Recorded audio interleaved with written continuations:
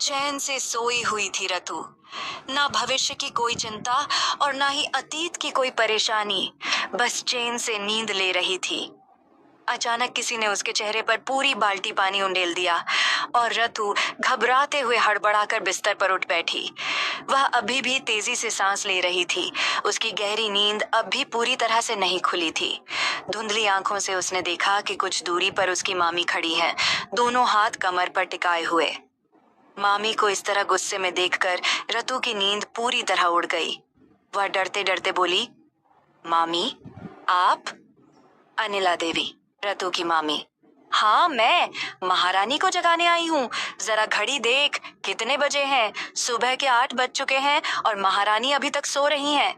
तेरे मामा को ऑफिस जाना है, तेरी दीदी को पार्लर जाना है, मुझे खाना बनाना है। रसोई का हाल देख, वहाँ कौन सफाई करेगा? रतु डर के मारे सहमी सहमी सी बोली, मैं कर दूंगी मामी। दरअसल कल रात देर तक पढ़ाई कर रही थी, इसलिए उठने में देर हो गई। मैं अभी साफ कर देती हूँ। मामी, हाँ अभी कर, वरना तेरी पीठ पर एक बेंत तोड़ दूंगी और तेरी रात की पढ़ाई तो मैं अभी खत्म कर दूंगी। सारे किताब कॉपी आज चूल्हे में झोंक दूंगी। रतु, न न न मामी, प्लीज ऐसा मत करो, मैं जा रही हूँ। तभी रतु की दादी राधा रानी देवी वहां आकर मामी से बोली, अगर दिन भर इसे नौकरानी की तरह काम कराओगी तो पढ़ाई तो रात में ही करेगी, है ना? इसलिए उठने में देर हो गई। मामी, आप चुप रहें। हर बात में टांग अड़ाना जरूरी है क्या? लड़की होकर इतनी पढ़ाई करने की जरूरत ही क्या है? वैसे भी इसकी शादी हमें ही करानी है, दहेज देना भी पड़ेगा। और वैसे भी ये मेरी सृजा जैसी तो नहीं है। ये कौन सा किसी अच्छे घर की औलाद है? पता नहीं किसका खून इसके शरीर में दौड़ रहा है।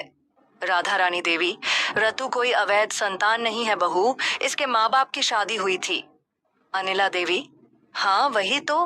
कैसी शादी? शादी करके छोड़कर चला गया, फिर कभी खबर नहीं ली। और सुनिए माँ जी, मंदिर में जाकर सिंदूर लगा देने से शादी नहीं हो जाती। कानून की भी एक मान्यता होती है। वह मान्यता दी आपके दामाद ने? नहीं ना? तो फिर इसे नाजायज नहीं कहूंगी तो क्या कहूँ? अनिला देवी की इन कठोर बातों को सुनकर राधा रानी देवी की आंखों से आंसू बहने लगे।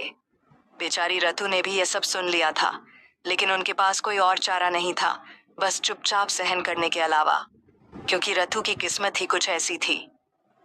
शाम को थोड़ी देर पहले विभास बाबू थके मांदे घर आए।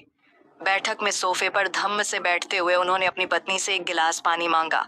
अनिला देवी ने पानी लाकर उनके हाथ में दिया। तभी विभास बाबू बोले, सुनो अनिला, मेरे ऑफिस के बॉस थोड़ी देर में यहाँ आने वाले हैं।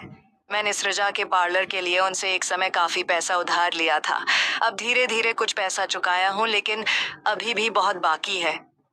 वह कुछ बात करना चाहते हैं, बोले घर पर ही आकर बताएंगे।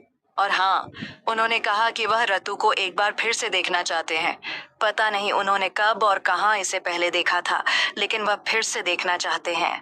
अनिला, तुम्हारे बॉस तो शादीशुदा है ना? तो फिर वह अचानक रतु को क्यों देखना चाहते हैं? क्या चालबाजी है उनकी?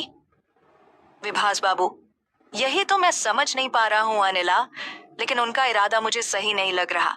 सुना है उनकी चारित्रिक स्थिति ठीक नहीं है। शादीशुदा होने के बावजूद भी उनके कई औरतों से संबंध हैं। जो भी हो अनिला, सृजा को उनके सामने मत लाना। अनिला देवी ने सिर हिलाते हुए कहा, हाँ, सृजा को तो मैं उनके सामने कभी नहीं लाऊंगी। उसी वक्त रतु घर में दाखिल हुई। वह रोज शाम को ट्यूशन पढ़ाने जाती थी और लौटते लौटते उसे संध्या हो जाती थी। जैसे ही वह घर में घुसी, उसकी मामी की तेज आवाज सुनाई दी, लो आ गई हमारी नवाबजादी, अच्छे कपड़े पहनकर बन ठन कर तैयार रहना, तुझे आज कोई देखने आ रहा है। यह सुनकर रतु के माथे पर चिंता की लकीरें पड़ गईं। उसने मन ही मन सोचा, कहीं मामी मेरी शादी की तैयारी तो नहीं कर रही? अगर ऐसा हुआ तो बड़ी मुसीबत हो जाएगी। मैं अभी शादी नहीं करना चाहती।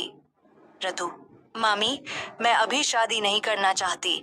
जो भी आए उसे मना कर दो। अनिला, जबान मत लड़ाना, जो कहा है वही करना, वरना तुझे और तेरी उस बुढ़िया दादी को इस घर से निकाल बाहर कर दूंगी। फिर देखना दादी नातिन मिलकर सड़क पर कैसे दिन गुजारती हैं। मामी की बात सुनकर रतु को गहरा धक्का लगा। उसने कुछ नहीं कहा और चुपचाप अपने कमरे की ओर बढ़ गई। उसके कमरे के पास ही पूजा घर था। उसने देखा कि उसकी दादी वहां घंटे बजाकर संध्या आरती कर रही थीं। क्रमशः